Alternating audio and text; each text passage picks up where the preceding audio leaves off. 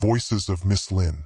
Several years before I started elementary school, I attended a daycare where one of the teachers was admitted to a mental hospital. She had likely disappeared from work earlier if we children had told other adults about what she was doing in the afternoons. But while all this was going on, of course, we children didn't understand how to interpret her behavior, much less about mental illness. Instead, we kept it as a secret between us and the teacher. Since I became mature enough and until recently, I mostly thought of what happened at daycare as tragic. In hindsight, the story seemed quite absurd, sad, and maybe a bit funny. But a few weeks ago, I met Jenny, who was one of my friends at daycare and, unlike me, was there the afternoon the teacher was taken away by authorities. Jenny's story left me with a twisting uncertainty in my stomach. Teacher Linn didn't have many years left until retirement when I attended daycare in the mid-80s. I remember very clearly her chalk-white, long hair, which she often let hang freely down her back. It was precisely that long, white hair that set her apart from the other adults I usually met, and she seemed different to us children from the start. But children don't necessarily think different is bad. Different makes people strange and fascinating. Something children must puzzle out and understand, like a riddle to ponder. Teacher Linn probably got many personal questions from us, especially about her long white hair, but I think she took it all in stride. I remember her as a gentle and caring teacher. She wasn't like Teacher Karen, who often directed things and whom it was best to either be friends with or steer clear of if you had done something wrong. In the final year of daycare, Teacher Linn started taking an hour's nap after lunch.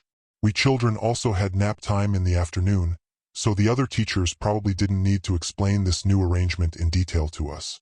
Linn had worked in childcare for several decades, and the other teachers cared about her and allowed her this nap time now that she was getting older. We children were strictly told not to disturb teacher between 1 and 2 o'clock, when she lay down on the couch in the staff room.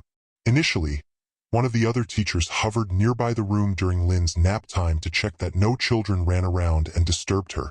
But after a month without incidents, the guard duties were thinned out, and 3 of us older kids were quick to take advantage of the situation. It started, as it usually does, with an unspoken challenge. It was me and Simon, we still hang out now 30 years later, and Jenny. First, we dared each other to get closer to the door of the staff room. When Jenny had dared to go all the way up and peek through the door, we started testing who dared to go further into the room instead. One of us always kept watch towards the corridor, in case any of the teachers showed up. We were, or thought we were, quiet as mice, whispering and sneaking likely with theatrically lifted legs, as we had seen animated characters do on TV. This went on for a few days. In hindsight, I'm fairly certain the other teachers must have suspected something, but they obviously didn't catch us in the act. There was one time when Jenny was keeping watch towards the corridor, and Simon and I were sneaking around and fooling around silently in the staff room, when a voice was heard from the couch where Teacher Linn was lying. "Hello!" Simon and I froze and stared over at the teacher. Of course, we assumed we had been caught, that Linn had woken up, and that our whole little gang would get a telling off. Not from the mild and kind Teacher Linn herself, perhaps, but certainly from strict Teacher Karen, who would soon find out what had happened. But there was also something in the voice that made us hesitate. Our first reaction wasn't to look down in shame and say hello back, nor was it to rush out of the room. Instead, we stood still and stared over at the couch where Linn lay stretched out with her back towards us, completely motionless. "I am the voice speaking from the teacher's throat when she sleeps," we heard from the couch. The voice speaking now was quite different from how Linn usually sounded. Even though there was something vaguely familiar about it, the voice was deeper and gurgling. It was easy to believe it was coming from the throat and not the mouth, especially since we couldn't see Linn's mouth. "Did you know John poops blood?" The words came suddenly and unexpectedly. Simon and I exchanged glances, unable to hold back our laughter.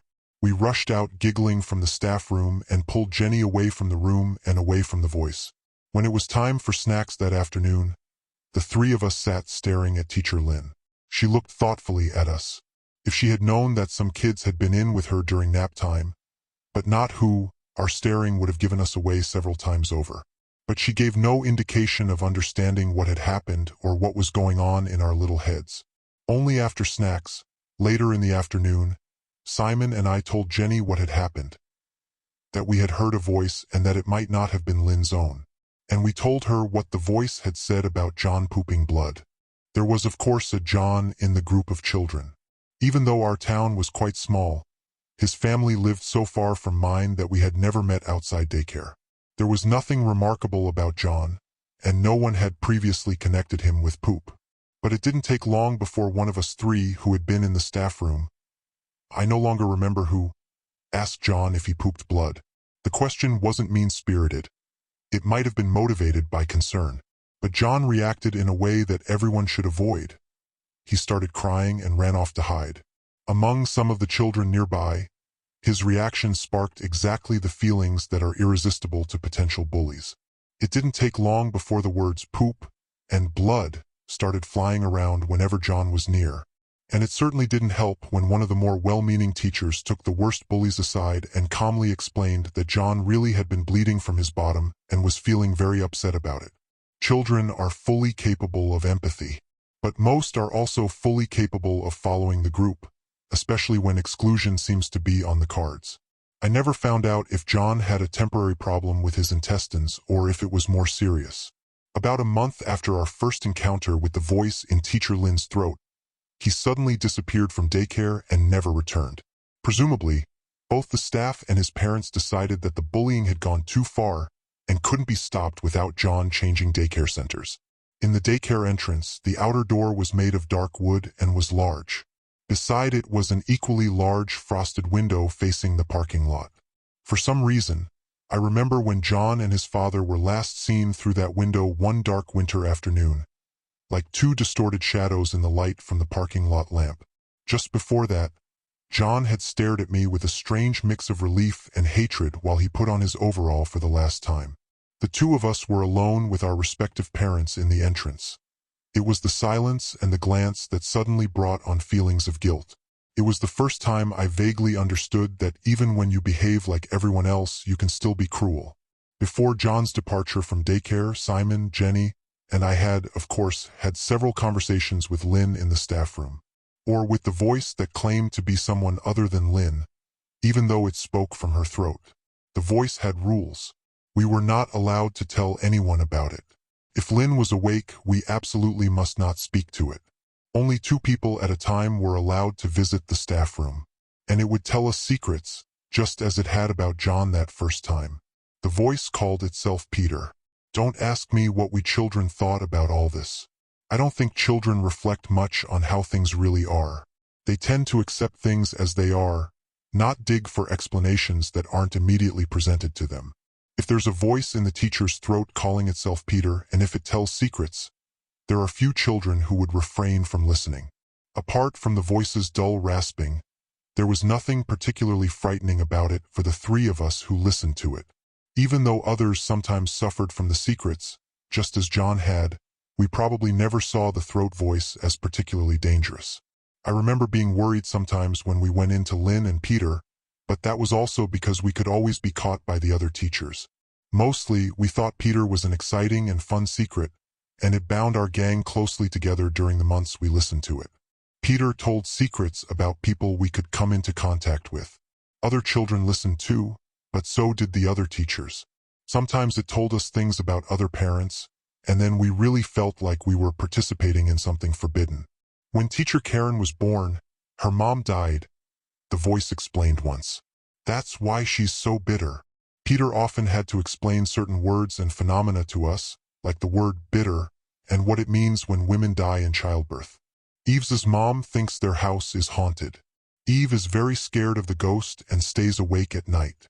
Victor's older brother is always sad and doesn't want to live. The latter revelation caused another bullying campaign, this time against Victor, but it stopped after a few days. I have never learned if there was any truth behind all of Peter's claims. For instance, I know that Victor's older brother still lives a seemingly normal life to this day. Perhaps the voice only told things that Linn herself knew or guessed. In some sense, it was probably Linn herself speaking with us. But I was and still am convinced that when awake and not speaking with Peter's voice, Miss Linn did not remember what happened in the staff room. She didn't confirm with the slightest movement that she knew anything. And the three of us who talked with Peter were strictly instructed not to mention the voice to Linn or anyone else in the whole world. It was a principle we respected, even into adulthood. One Monday in early spring, Miss Linn did not come to daycare. Neither did Jenny. It wasn't until the afternoon that the staff gathered us children and gave us a sanitized version of what had happened. Miss Linn had become very ill on the Friday before the weekend, so a couple of doctors had come to take her away. Now they were going to help her get better, but because Linn was so old, she would probably retire and not have to work anymore. Now she would get to rest properly, but surely she would come and visit us in the future. Regarding Jenny, she had happened to be the last one with Linn when she had gotten so sick that Friday. Jenny had been a little scared when Miss felt bad. Therefore, Jenny also needed to rest for a few days. The truth was that we didn't see either Miss Linn or Jenny at daycare again. No one talked about where Linn was or how she was doing. It was said that Jenny had changed daycare, and then that her family had moved away. My impression is that neither the parents nor the staff at the time wanted to make a big deal out of it. Today, maybe they would have set up a crisis group and had conversations with us. Moreover, our parents and teachers couldn't have known that there were two more of us involved in the months before Linn broke down. They simply assumed that Linn had had a breakdown limited to that Friday and that Jenny was its only witness. Perhaps they thought that taking action in the current situation would only cause unnecessary worry among the children. Therefore, neither Simon nor I talked about Linn and the throat voice as long as we were children. The silence surrounding the events suited us quite well, because both of us were a little worried that we were somehow complicit. We exchanged glances, but we never really talked about it. In Jenny's absence and with Peter behind us, the two of us stopped playing during recess. I didn't hang out with Simon for many years and probably wouldn't have resumed contact if we hadn't ended up in the same high school class by chance. It was through Simon and during high school that I finally learned that Miss Linn had ended up in a mental hospital, or in psychiatric care to use more contemporary terms. There she spent her final years, passing away at the age of 64 in the early 1990s. Simon was already an avid history buff and devoted his early steps into the archives to unraveling what had happened to Linn. Parts of the story naturally emerged when we separately talked with our parents in our teens, who knew more than they had conveyed to us when we were children. They knew that Linn had ended up in a mental hospital, and they knew she had suffered some kind of mental breakdown. But it wasn't until Simon delved into the archives, claiming he was conducting research and falsely promising not to disclose information about private individuals, that he learned more about Linn's fate. She had been involuntarily admitted after a deep and violent psychosis on that Friday in the mid-80s. Simon couldn't uncover many details about her treatment. Those documents were still under strict confidentiality, but he could see that she never truly returned to any semblance of normalcy. At best, she remained passive and calm. Simon also found the information about her death. A few weeks ago, Jenny contacted me via Facebook. She now lives in another part of the country and hadn't planned to reconnect with childhood acquaintances.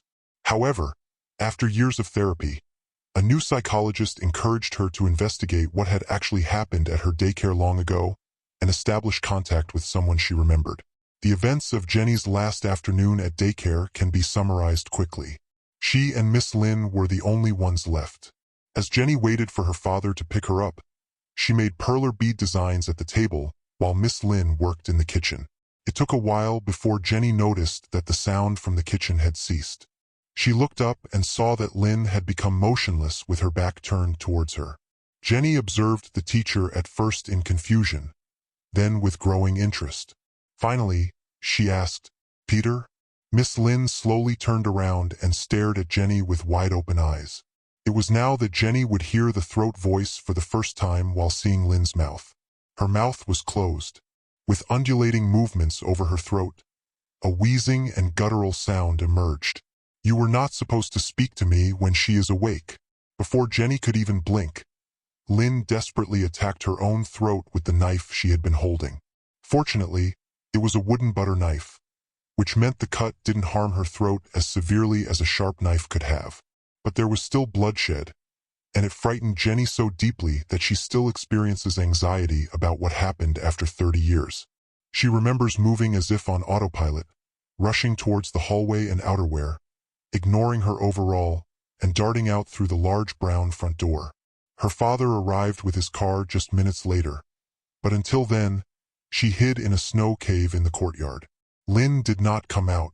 She was found by her father sitting at the table with blood dripping into a deep plate in front of her.